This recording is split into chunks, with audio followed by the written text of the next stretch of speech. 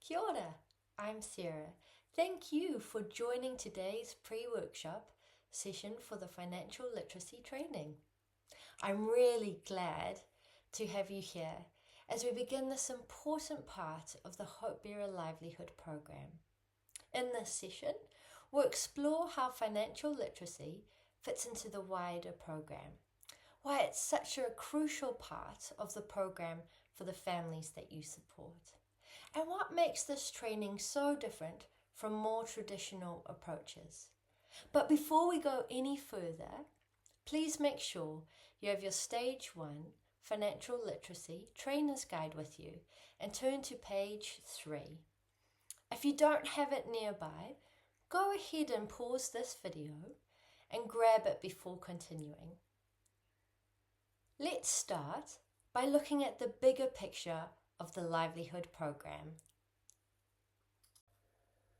The Livelihood Program focuses on improved quality of life for vulnerable households impacted by the loss of a key breadwinner or primary caregiver. On page 3 of your guide, you'll see 2 bullet points with blank spaces next to them. In a moment, you'll be filling these in with the 2 core outcomes of the Hope Bearer Livelihood Program. So get ready to write.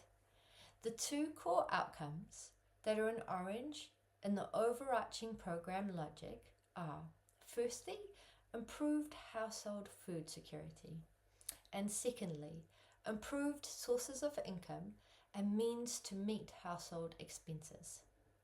Everything we do in the Livelihood Program connects back to these 2 outcomes. Financial literacy is one of the essential building blocks that helps families achieve these 2 outcomes. In the program phasing, you can see that families enter through a primary entry point, which is home harvest. They then complete financial literacy training, and this stage builds the foundation for managing household resources and making informed financial decisions. As families progress, some move into savings groups, and then some, when they are ready, take part in business training to strengthen income-generating activities. Throughout every phase, participants engage in peer support. This training is focused on preparing you for the financial literacy training that you will be giving participants. So I want you to take a moment and reflect. Why do you think financial literacy training needs to come before savings groups or business training? The financial literacy training is designed for participants with low literacy skills, with basic numeracy required. Groups work best with 10 to 20 participants, supported by 2 or 3 trainers. Those sessions can include up to 25 participants, as long as there's additional support there from trainers. The goal of the financial literacy training is to equip participants with the necessary skills for managing and increasing their household resources. If you turn to page 4 in your Stage 1 Trainer's Guide, you'll see that the financial literacy training that you will deliver to participants is done in 3 stages, spread out over time. Stage 1. This is a 1-day session covering the 5 core modules, and each participant completes a pre-assessment before the workshop begins. I'll tell you more about that soon. Stage 2. This is a half-day workshop held 2 to 4 weeks later, giving participants time to reflect on what they've learned, to implement templates that they've been given, and then discuss challenges and complete Module 6. Stage 3. Now during this stage, each participant receives individual mentoring, and the post-assessment is completed to reflect on their progress and learning. This phased approach allows families to absorb and then apply their learning gradually, many participants have limited capacity due to daily pressures. So engaging with one component at a time creates a supportive and sustainable learning journey for them through this program. Still on page 4, 2 assessments must be completed for each participant: the pre-assessment and the post-assessment. The assessments help to identify each participant's starting point, track changes in financial behaviour, understanding and confidence, motivate participants by showing visible progress. How it works: participants choose from a score of 1 to 5. 1 is not confident at all, and 5 is very confident. Then the trainers record all the results, and scores are submitted to your country dashboard. The pre-assessment, that is on page 5 in your workbook, is done before the stage 1 workshop begins. Why you need to do this before the workshop? Well, it gives you insight into the participants' existing financial knowledge, and it helps participants reflect on their financial behaviours, and it sets a baseline to compare against the post-assessment. Once you've completed your training in stages 1 and stages 2 in the financial literacy training, you will receive a separate training video with me again, explaining how to conduct the stage 3 post-assessment during the one-to-one mentoring session. By doing both assessments, you are able to, in the pre-assessment, establish a baseline, understand participants' starting knowledge and their confidence. Then in the post-assessment, you can measure change and see growth, build motivation, and assess readiness for the next stages in the program. Together, they provide a full before and after picture of a participant's learning journey. Now, take a moment and think about how you as a trainer can help participants score themselves in these assessments honestly. If you're watching this video in a group, pause the video for 5 minutes and discuss together these questions I'll read out soon. If you're watching this on your own, I would encourage you to still pause the video and take a moment to reflect on these 2 questions. So the first is, what do you believe makes financial literacy training effective? And the second, what do you think makes financial literacy training ineffective? Enjoy discussing or reflecting. Welcome back. I hope you had a good time reflecting or discussing. Now, if you go on to page 6, you'll see how this training goes beyond traditional financial literacy programs, which usually focus only on managing physical money. Instead, this training introduces 3 additional components that reflect the real lives of the families that you work with. These 3 components are cultural economic expectations, non-cash resources, and household resource management. Together, these help participants manage their finances within the realities of their communities, not just within their own households. So let's take a closer look at each one. On pages 6 and 7, you'll notice that there's 3 blank spaces provided. You're going to need to write in the 3 unique contributions to this financial literacy training program. So the first one on page 6 is cultural economic expectations. Let's now look at what this is. We all experience cultural economic expectations that require us to give or spend money or release other resources or skills. These expectations play an important role in maintaining relationships, social belonging, and community support systems. For example, funeral contributions. Community members provide money, food, or livestock to help the bereaved family cover funeral expenses. Or there might be temple donations, giving money, rice, candles, or food during ceremonies or visits from monks. There could be cash or gifts given at weddings, where guests give money in envelopes or a present with the expectation that it will be reciprocated when they host an event. Or supporting elderly parents. Adult children are expected to send money home regularly to help with living expenses. Or gift giving during a visit. Bringing small items like coffee, bread, or sweets when visiting family or friends is a sign of respect to your host. These expectations are often unspoken, yet everybody understands that they must be fulfilled. If you're watching this in a group, pause the video here and discuss the following questions.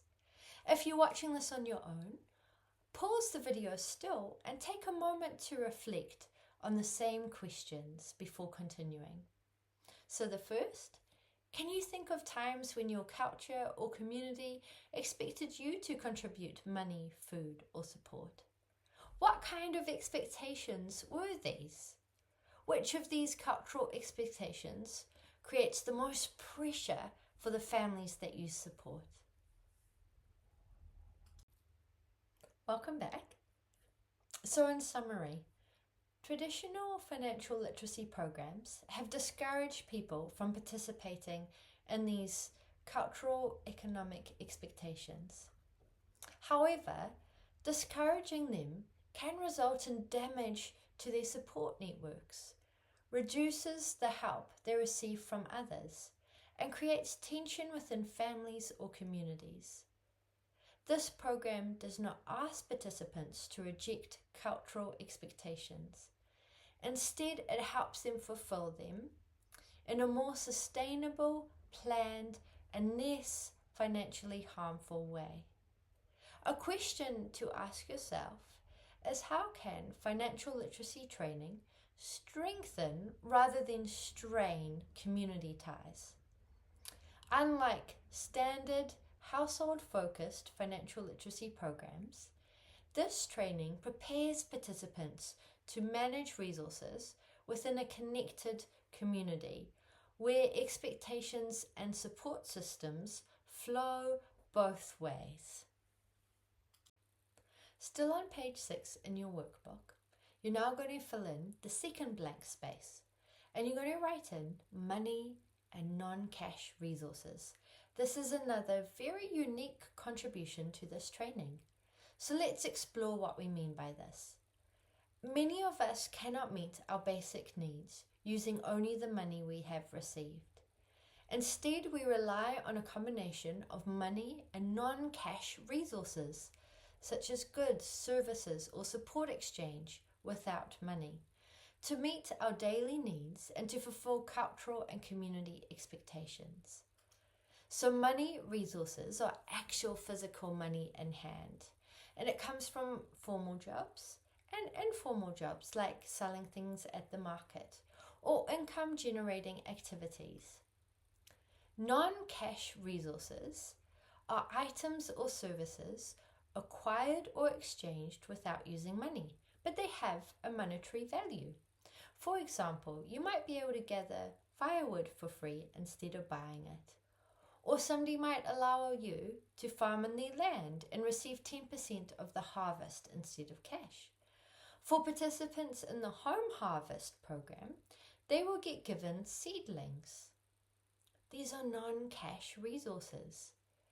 Including non-cash resources in financial planning helps participants understand the full range of resources available to them, to help them identify future costs if these resources become unavailable, such as needing to buy seedlings instead of sourcing them from the home harvest program.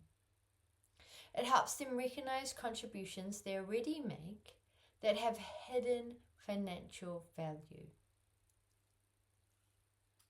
You now know how this goes, If you're watching in a group, pause the video here and discuss the following question. And if you're watching alone, pause and reflect. The question is, in your culture, what types of non-cash resources are exchanged or shared to meet needs? Welcome back. Now turn to page 7 and next to the third blank space, write household resource management. While this is financial literacy training, it also looks at how households manage all their resources, both money and non-cash resources. When participants recognize their non-cash resources, they begin to see their full financial picture, not just the money that they spend or they earn. This helps them identify where they may need to save. For example, if they get free firewood now, what happens when it's not available in the future? They need to save ahead. Non-cash resources also show participants how they are already saving money by reducing expenses, such as growing food or sharing or exchanging services. In some cases, these same resources can even become sources of income, like selling surplus produce or offering skills to others.